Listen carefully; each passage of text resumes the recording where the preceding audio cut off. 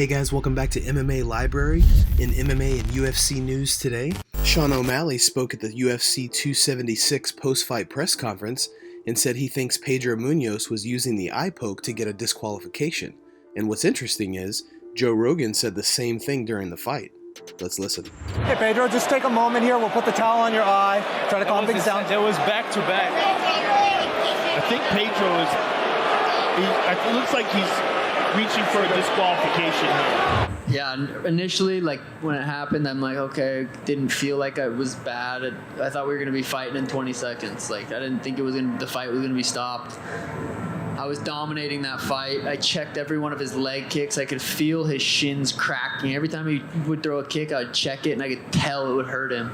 I didn't get hit one time. I was dominating that fight. Dominic Cruz breaks down Alexander Volkanovski's win over Max Holloway. Cruz said that Volkanovski was just faster and more precise with the timing of his shots. So it was fun to watch about the Max Holloway and Volkanovski fight is the little things that we've seen Volkanovski do for 3 fights in a row now. He shifts just a little to the weak side, just a little to the strong side. He throws the leg kicks in there and then uses his jab and sets his jab up with all those little movements. As the shorter fighter, to be able to land the jab effectively and beat a taller man with it is very impressive. Max Holloway tried to use combinations, tried to use his weapons, but just couldn't get off because Volkanovski's speed and timing was too much. Cannonier versus Izzy ended up being a great fight, went back and forth, but Izzy did what he always does, and he kept the range, the stance switch, all the little nuances of the footwork, the movement, the way that any time Cannonier would set his feet to fire something heavy, he would shift his feet and move side to side. All these little tiny details made it a much easier fight for Adesanya to stay on the outside and pick apart Jared Cannonier. Cannonier did a good job trying to clinch, but just couldn't make it happen. So the main event at UFC 276 wasn't the most action-packed, and both Adesanya and Cannonier played the long game in the scoring system.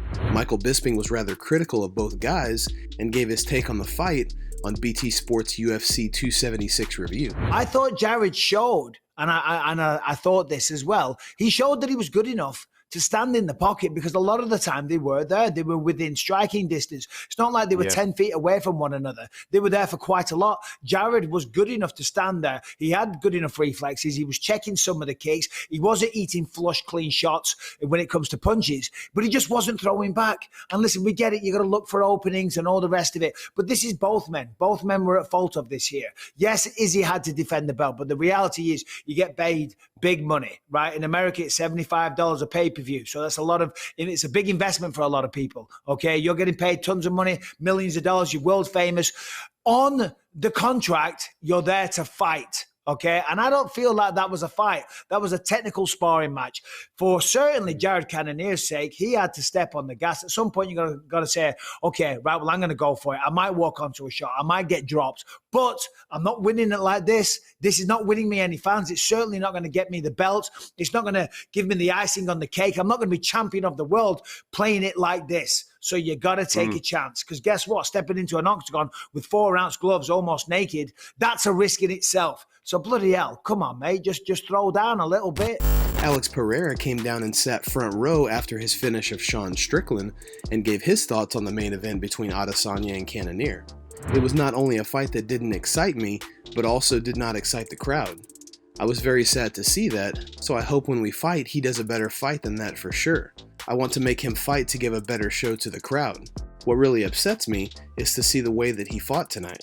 A performance like that, because it is a disrespect to the crowd, I saw thousands and thousands of people here. I couldn't even count how many, and it's sad to see people booing like that during a title fight. People were leaving in round 4 like the fight was over. It really upsets me, so I hope he does a much better fight with me, because otherwise you're screwed.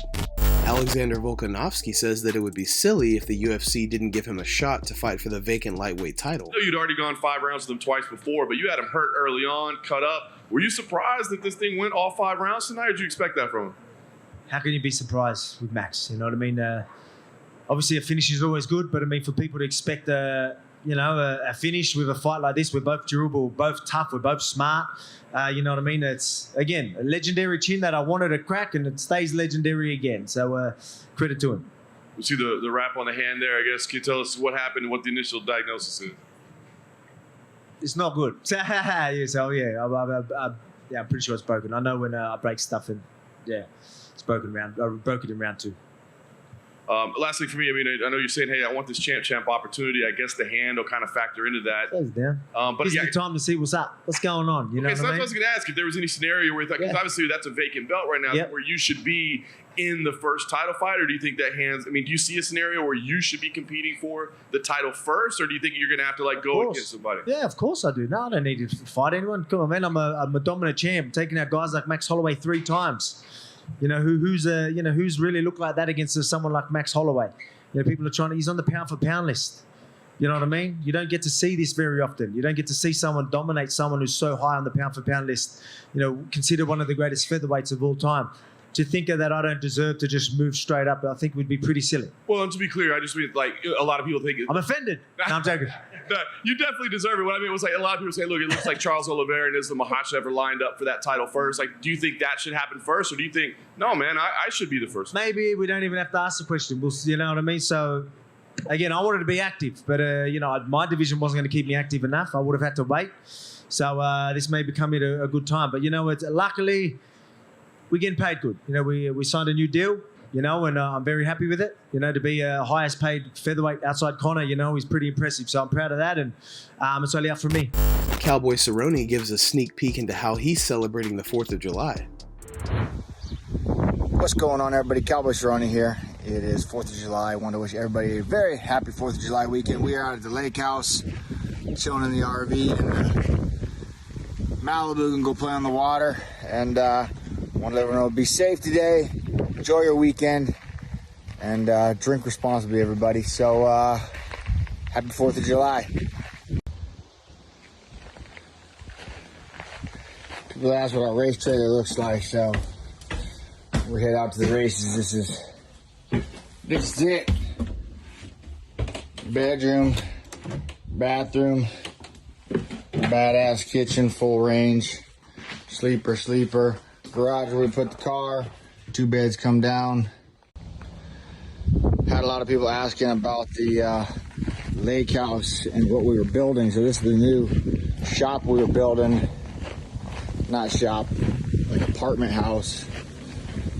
We're almost getting, just got drywall left, shower, shitter, sink, and then a double bunk, air conditioning. So this is what we're building.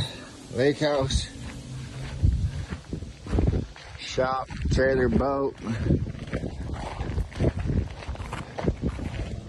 So when it's all done, it'll be fun.